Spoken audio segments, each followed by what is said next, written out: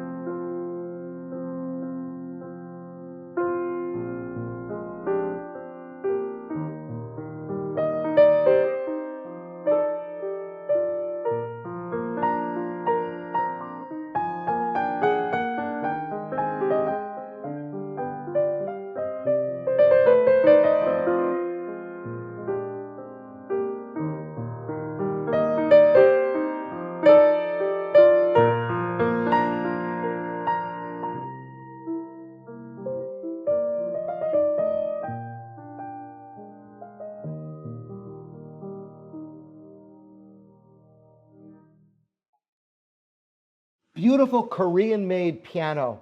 Very few Young Changs are made today compared to the years ago because of all the Chinese companies today. But Young Chang is on a higher level than most Chinese companies. What do you think about this piano? I'm enjoying playing it.